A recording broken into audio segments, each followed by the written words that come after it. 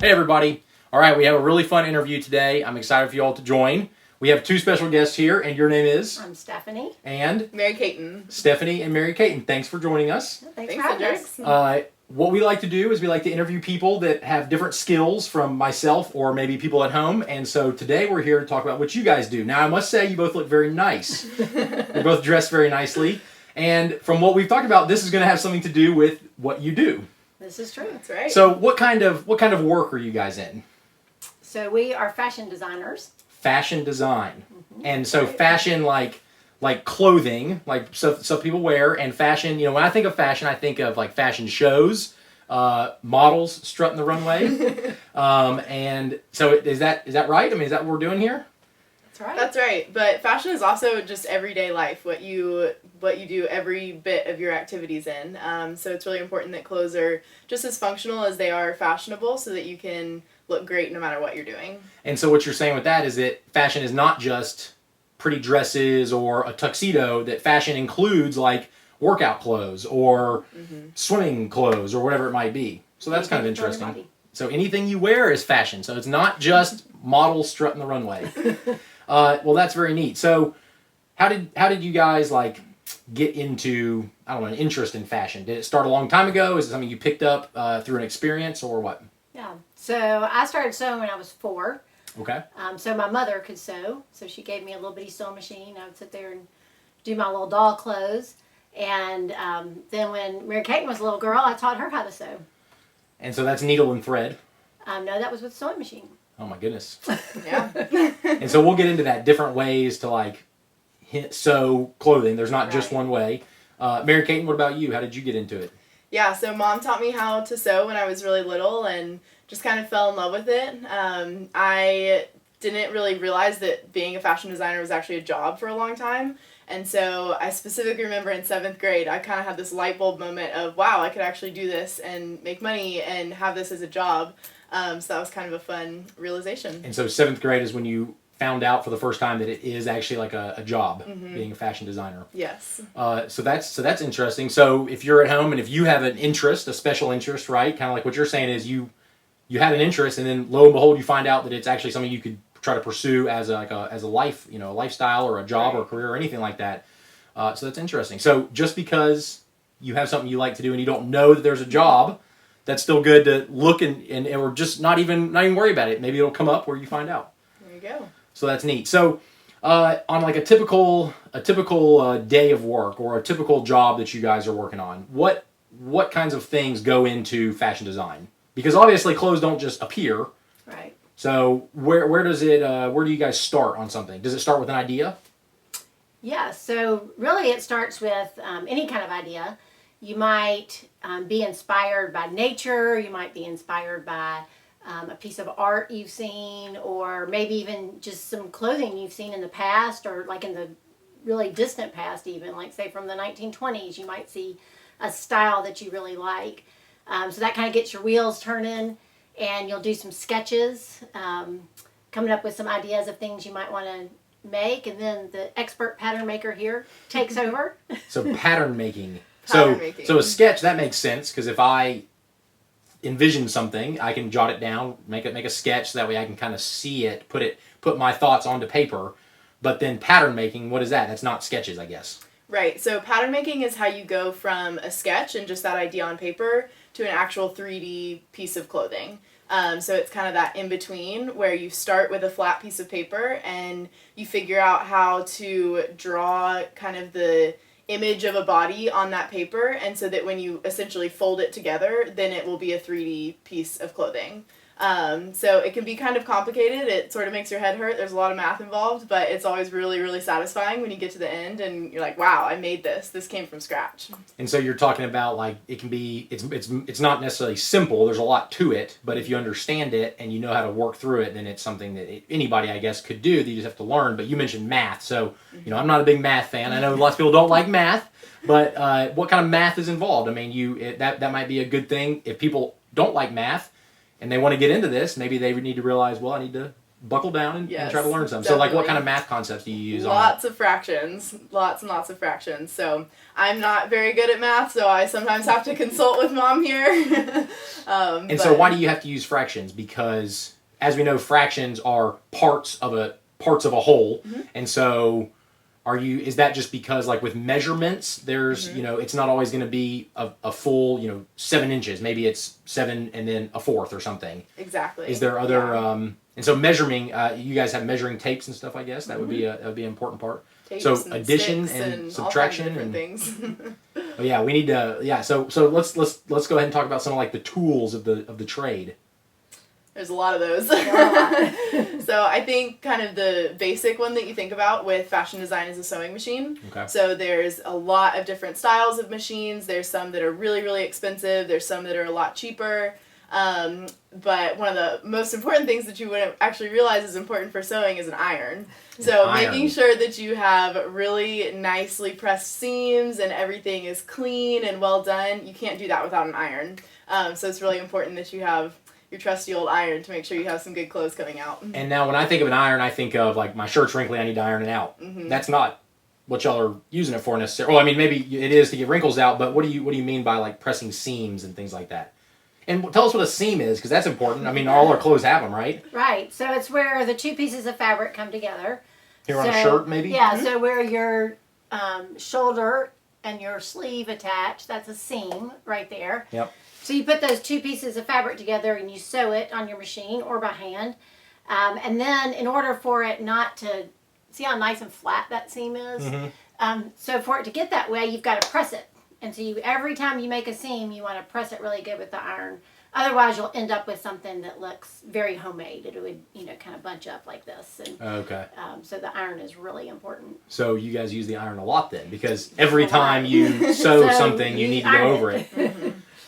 So an iron, yeah, I wouldn't have thought that would be an important. Obviously, a sewing machine or needle and thread. Now I know there's probably more, so let's talk more about those. But I do want to hear, explain kind of like if I don't know if you all know any interesting tidbits about sewing machines or sewing, or I mean, from what I understand, sewing has been around for a very long time. The idea of using a thread and a needle and looping it through. You guys could probably give a much better explanation of what sewing is like. But they used to use bone needles, and nowadays we have metal and synthetic fabrics and things for our threads. But how long has like a sewing machine been around? Because that would be a very helpful thing to have. Yeah. Maybe. I'm not sure I don't when they know, were yeah. invented, but they've been around for a good while. Yeah. I know my great-grandmother sewed, and she did everything by hand. And she made her buttons by hand. She wove her cloth. Everything. She would make her husband's clothes, and Wow. it was all by hand. And sewing machines also last a really long time if you take good care of them. So the machine that I use now is actually my grandmother's machine, and it works perfectly. So it's pretty cool that they can stick around as long as they do, and it's Take kind of good care of a it trusty tool once you find a good one and take care of it. Yeah, so kind of the quality thing. You find a good quality machine, and it'll do everything you need, and it'll live a long time for you too. Yeah. Well, that's interesting. So a sewing machine and iron. Are there other things that you guys use on like a daily basis? So you're definitely using scissors. Yep. You mentioned rulers and measuring tapes. There's all kinds of rulers. So there's yardsticks that are just kind of a long, like usually 36 or more inches long, straight. But there's also curved rulers and stuff that you would use for different things, especially in the pattern making portion of that. You would use pins, or we have these little clips that you can use instead of pins when you're putting your two pieces of fabric together. And so that is when you've made your patterns, you've cut out the pieces of fabric, but you don't go and sew them right away. You would pin them first. And is that just to like get a look at what if it's gonna work, or do you have to pin them in order to sew them? Or both? It's mostly just to make sure it's going to fit perfectly. Especially if there's a curve or whatever. If you're just sewing a pillowcase and it's just two straight seams, you can probably do that without your pins. But if you're doing something, let's say your sleeve, you're putting that in and it's a curved seam. If you just started sewing on your machine, likely you would mess it up. It wouldn't match up perfectly by the time you got to the end. So you want to pin it. any other like interesting things that you guys use, or just kind of? Well, you're talking about messing up, and sewing, you mess up a lot in sewing. No matter how good you are, no matter how long you've been doing it, you just should go ahead and expect to have to tear things apart and redo it a million times, and it makes it more satisfying at the end, but when it's you get definitely a finished product. Yes, it's definitely a trial and error process. And so that can be frustrating though, like if you're working hard on something and it doesn't come together the right way, or it's you're getting frustrated that it's not working as easily, or maybe it doesn't turn out at all like you thought, and you have to just throw it away and start over. How do you deal with that kind of how do you deal with setbacks and frustration and stuff? It really helps working together. Yeah. If I'm upstairs working on my stuff on my own and I get really frustrated, I might scream and throw it across the room or something. But when we're both up there, we can laugh about it, and even I can share the frustration. Yeah, or take it from each other. Here, I'll rip that one out.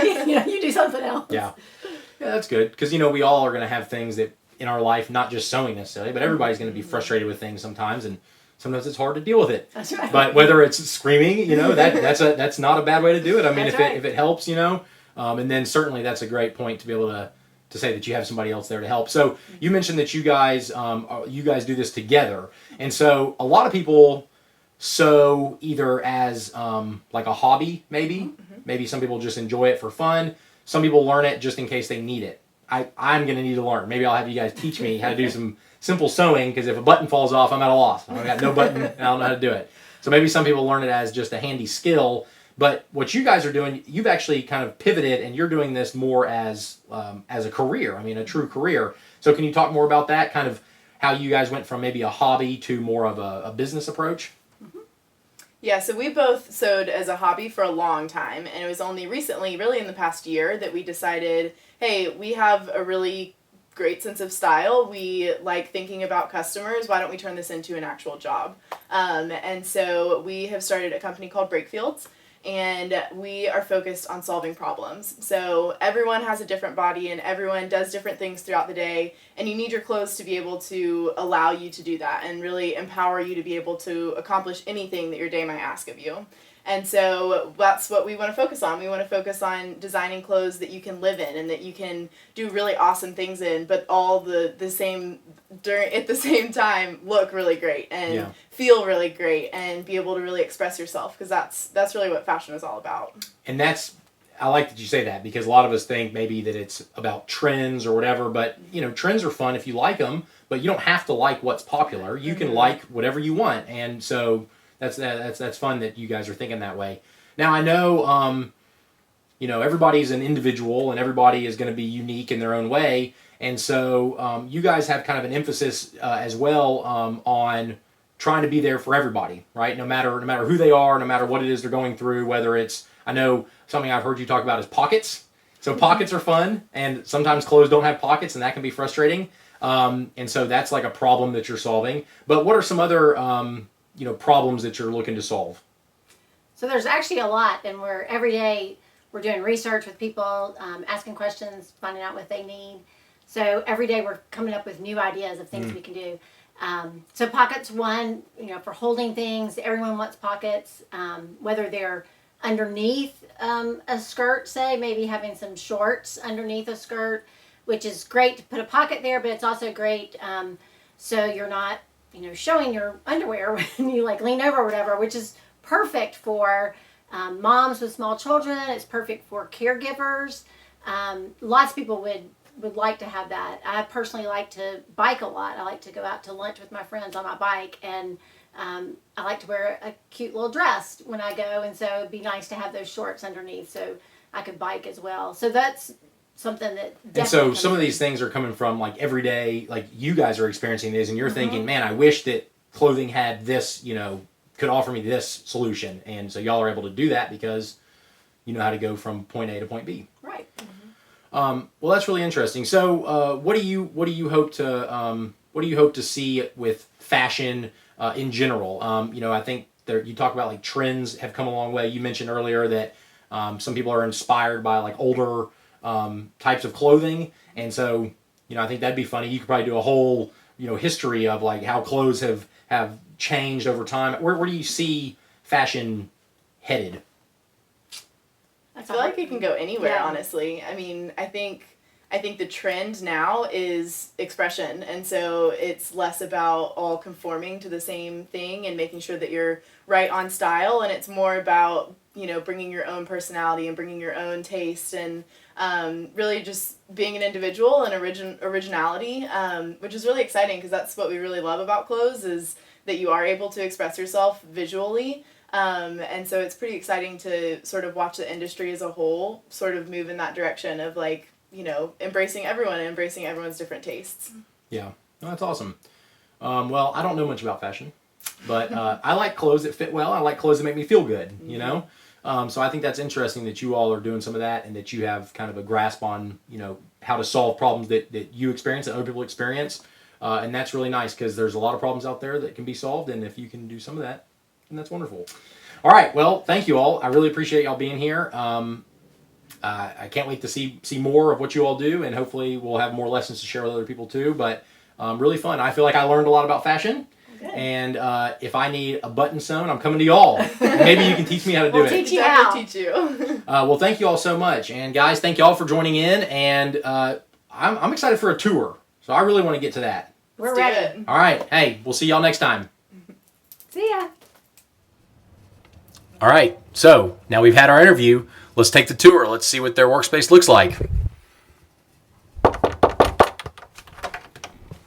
Oh, hello. How are ya? Come on in. Wow, what a cool place. Isn't this great? So this is where you guys work? Where This the is magic it. happens. Well, will you show us around some? Definitely. So over here we have our desk space. So being a fashion designer, there's a lot of things that you do, and that's not just sewing. So over here we do a lot of the talking to suppliers and researching and talking with our customers, things like that, that kind of require a desk space more so than a sewing area. Yeah, cool. You got a nice view?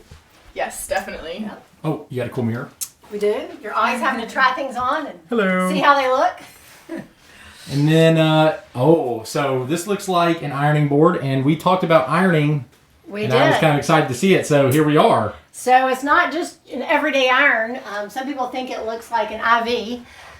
It's actually a consistent steam. So if you have your regular iron in your laundry room, you turn it on, you can only steam for a couple of minutes before the water runs out, and this allows you to steam constantly. Oh, And as we said before, you can sew without a sewing machine, but you can't sew without an iron. So every the all-important iron. every seam you make, every pleat you make, you want to press it really good and make sure that it's nice and crisp, as opposed to like this. Oh, that is crisp. Look at that. Yeah, Like magic. magic. Very cool. So I'm liking the IV iron. It's pretty Very cool. nice. All right. And we're going to show you a lot of different tools that are in here, but if you want to start getting into fashion or sewing, you can do it for sure. You don't have to have all of the fancy stuff. All you need is a needle and thread and some fabric, and you're good to go. So we'll show you the fun stuff, but you can definitely get started on your own. And I see some machines over here. Yes. We got a couple of machines. What are these? What are these? So we have several different kinds of machines. This right here is just a regular sewing machine, as is this one over here. But right here, and this is actually the machine I was talking about that's my grandmother's, so you can see it's in great shape even though it's several years old. And then, Mom, you want to talk about the serger? Sure. So this is a serger. I don't know if you can see this seam. Sometimes you'll see clothes will have this overcast seam right here, which keeps the fabric from raveling. And so that's what a serger does, is instead of having just that one needle coming down, it'll do 5 different threads, Oh, wow. and it'll make something that looks similar to this. And it will cut that fabric at the same time. Oh, wow. So it's kinda that's- cool. Yeah, a multi-use tool. Multi-use. So these are just a couple different machines, but you'll also see ones that, you know, are built into the table even, some really industrial ones. There's a huge variety of machines out there, and they all do different things. Cool, cool. And over here on this desk, we just have more sewing machines, huh? More sewing machine, and then also a lot of different feet. So this is called your foot. This is just your basic foot that you would sew just a regular seam. But if you look at all these different ones, they do different things. Oh, wow. So like this one right here rolls along piping.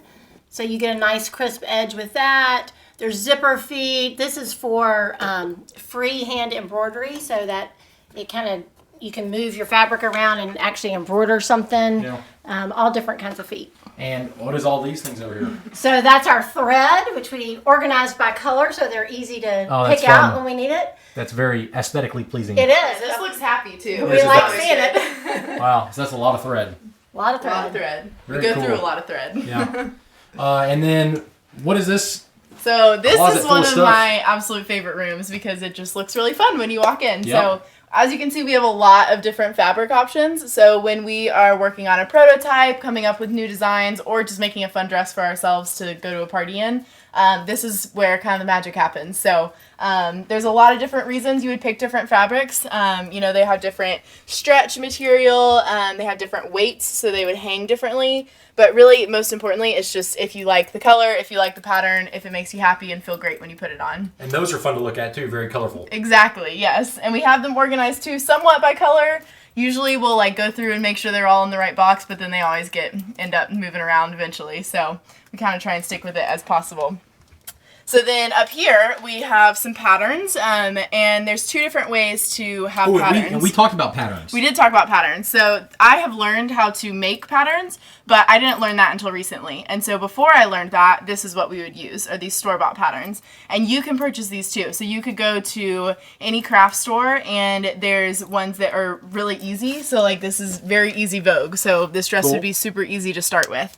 And so this would show you how to make a garment. And so you just follow the directions and you have a finished product at the end. Kind of like a step-by-step. Exactly, yes. Very cool. Yeah.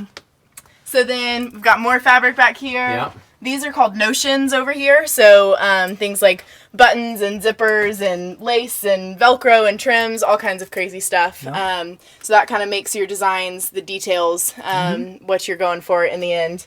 And then over here are some examples of those patterns that I was talking about that I've made. So we've got this brown paper that we go through and kind of go through that process I was talking about of cutting out a shape that will fit the body. Yep. So we have lots and lots of those. Oh, nice. Wow. Yeah, you do have a lot of these. Yeah, definitely. And so each one of these is for a specific piece of clothing that you would make. You can't just reuse a pattern. You have to always make new ones. Right. If you want to make the same design though, so if you make a pattern for a shirt and you want to make the same shirt again, all you have to do is just cut out the fabric that shape of the pattern. So you don't have to go through the whole process again of making a pattern. Yeah. Well, man, I like looking at all the fabric. That's pretty cool. Yeah. Nice. It's a fun room for sure. Yeah. So as we go around, I'm seeing these look like mannequins. They are mannequins. And is that the technical term? That's the technical term. That It's a works, mannequin, huh? yes.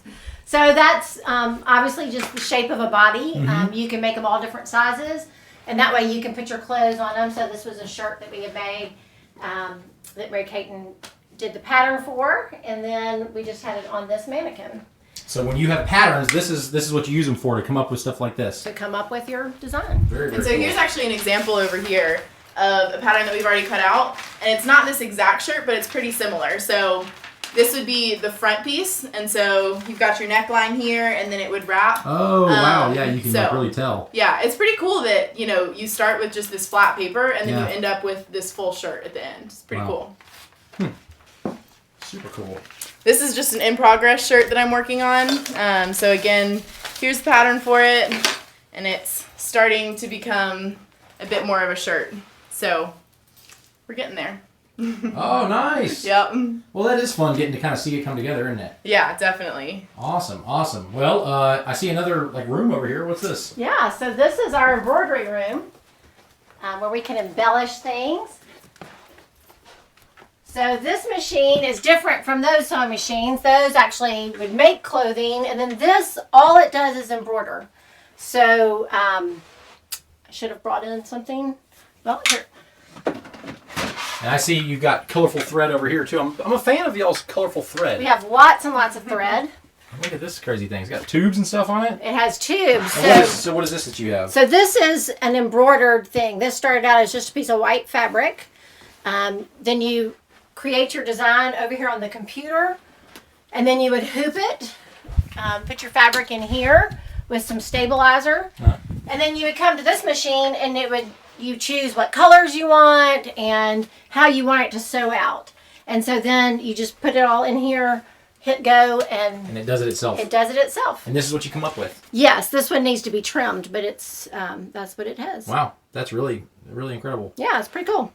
Well, awesome. Well, I love y'all's storage too. You got all kinds of storage boxes and things and all, and Definitely important to stay organized when you have as many random things and little, tools and such. It's important to stay organized, or things will kind of start getting crazy. well, what a great tour. You guys have an awesome space. We love it. Yeah, you guys, and I love. Thanks for showing us the examples of some of the stuff you're making, and hey. That was fun. I enjoyed that. Thank y'all Thanks for for being coming, here. Hendrix. Yeah, thank you for so being much. here. And hopefully we'll get back some other time and we'll do some other projects with you guys. That sounds good. All right, hey. Thanks, guys. It's been fun. See ya. Bye.